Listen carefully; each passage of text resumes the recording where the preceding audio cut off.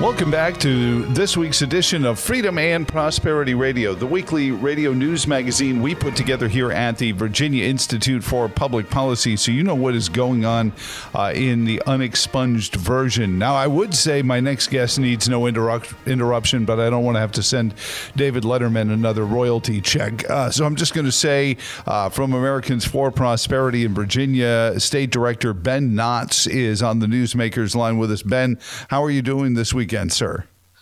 I'm doing all right, Jeff.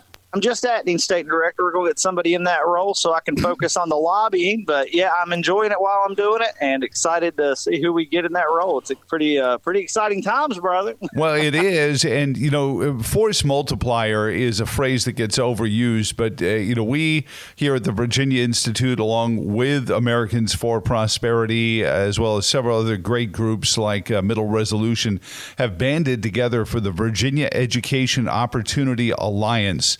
And we got to strike while the anvil's hot, Ben. You're a much younger fellow than I am, but I have never heard a politician so vehemently pro-school choice. I've heard some of them, but they never really get above like county supervisor or party chair. But when you hear the governor of the Commonwealth of Virginia or any state say school choice, school choice, school choice 3 times in his election night speech, and you have somebody as passionate for money follows the child school choice as Winsome Sears, the lieutenant governor, we got to strike when this anvil is hot, don't you think? Yeah, VOA.org. Go there right now because, you know, the Virginia Constitution guarantees parents their rights to educate their child in the best way possible, the best way they see fit. Will be protected and respected. But our policy in Virginia doesn't always allow for that, Joe, and that's why I'm so energized and excited, because we had an election in which educating our children and parental and parents' role in that process was the number one thing people were voting on. And so now we're at a moment whether we're going to follow up on this after the cards that were dealt. Are we going to play them, or are we just going to, sit out the hand and let somebody else, run the table? And I know that it gets simplified and people say, oh, this is just about school choice, but think of it in terms of a market. When you have a market and you've invested in one thing, that is not a good investment strategy, but it's exactly what we do with our public education system. We only invest in one way of educating our kids in one institutionalized model, and it's not practical in markets, it's not practical with energy, and it's not practical with education. So we're just trying to diversify the choices that parents have to educate their kids. That represents a wider spectrum of beliefs, it represents a wider spectrum of skills, interests and talents and personalities. And so that's why I'm so excited about this, Joe, because this is our moment, and I can't get more excited about it, buddy. I might burst.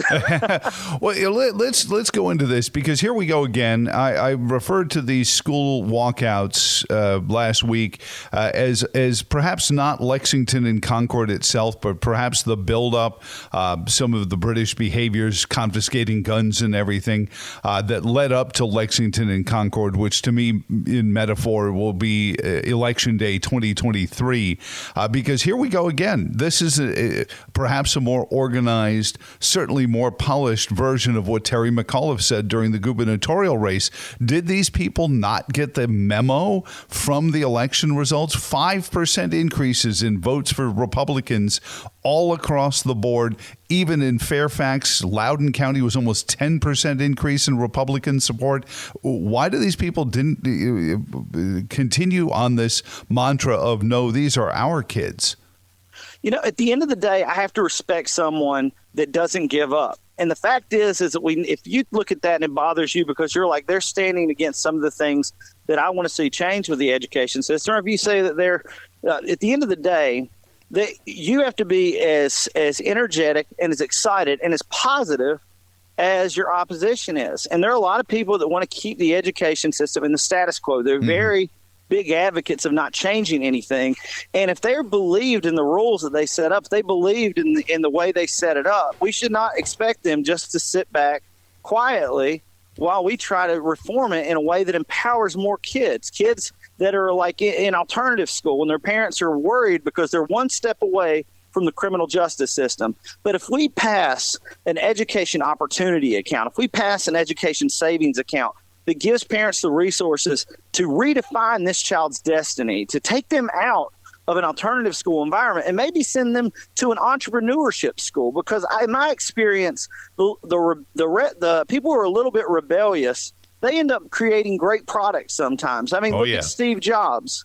Look at Bill Gates. Look at all these different guys who just thought differently, and they were a little bit disruptive to the status quo. And we've got kids that are one step away from the criminal justice system, and they deserve a shot, and they have none. And so this is what this bill is about, and we should be mobilized, we should be excited, and we should be ready to make our case for these kids and reforming the system so that we diversify the directions that our kids have to pursue their talents, but that caters to their skills, that caters to what they're interested in and their accomplishments and that kind of stuff. So, we've got to be ready to show the same amount of positive energy so that people want to get on board with this, because it's a positive message. We're literally saving kids from the potential of being locked up in prison because they just aren't thriving in their present education environment. And I know that's an extreme example, but there's a lot of kids out there that are just floating through the process. And parents know it, and they're ready to do something about it, but they just don't have the means to do it yet. And that's what we're trying to do. Well, and that's why government top-down dictates is just about checking a box eventually. Ben Dodson, you can hear it there. He's generally legislative director for Americans for Prosperity, and that's a nice word for a lobbyist. Can you imagine being a legislator with Ben in your office? You'd be like, fine, I'll vote. Can I vote now? Just let me vote now, because he's so fired up about this issue. But I have to ask you, as somebody with that experience of talking to these legislators in their offices, I've been told too many times the votes aren't there on the Republican side because they want the issue still to be on the table in 2023. How do we let the Republicans and even the Democrats know that whether or not they vote now or in 2023, we will reward them for this forward thinking and to put the electoral politics aside and just do the right thing, and the rewards will come the next time they run for re-election? It's very important to understand that we connect with constituents to let them know how their elected representation is voting, and whether they're a barrier to opportunities or they are breaking barriers to opportunities. And so I'll tell you that we're seeing a bipartisan shift right now. The Pennsylvania candidate for governor on the Democrat ticket embraced education savings accounts, which basically is a fancy way of saying that parents will get some of their money back to send their kids to the school that best meets the needs of their child. He took that as a public platform to say we need to diversify the education experience of our children so that less kids wind up in prison, that more kids have a better track forward, and he gets it. And so right now we see the dam is breaking for a positive reform of our education system that mirrors what we see in our markets. I mean, just imagine if we never got disruption to the telephone. I mean, just imagine that. I would be talking to you on what is it, the turntable? The rotary phone made in Charlottesville by Comdial. I get you. The technology breakthroughs that have come of that, and that has to be there. That opportunity, to find your wings wherever they may be. And the crazy thing about this is think about it. If you go back and you ask somebody in the 1960s, if they ask you, hey, what's our telephones like in 2022? You might say, well, this is what it looks like. You can actually watch television on your phone. And they're like, what? You can actually search the internet on your phone, or you can talk to your doctor and they can actually see remote ultrasounds on your phone. They're like, wait, are you serious? Like, you can do healthcare through your telephone? And they can actually see you and get your vitals, and you can explain all this. And then they say, oh, well, if that's what's happened with the telephone, well, tell us what the education system's like. And we say, well, we put all these kids in a classroom and we treat them all the same. And we don't cater to what their skills, talents are. And they'll say, well, that sounds a lot like the education system now, because it has not changed. Right. And that's what we're advocating for. We're saying, let's diversify. We don't need to tear the institution down, but we don't need to put all our eggs in one basket. And we need to give parents the opportunities who really are passionate about this to let their kids do that. And I will tell you this, you brought up the legislature.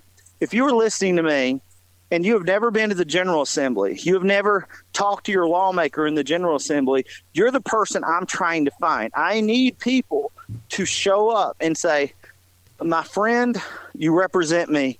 This is what I want you to do. I really need you to vote yes on these student accounts. I really need you to vote yes. It's that important. We're saving lives, we're transforming lives, and we're lifting up our education system, not tearing it down. Amen. Ben Knotts, he's the legislative liaison and pro tem state director for Virginia and Americans for Prosperity, and part of our coalition, the Virginia Education Opportunity Alliance, VOA.org. Ben, thank you so much for joining us this week on Freedom and Prosperity Radio. Thank you.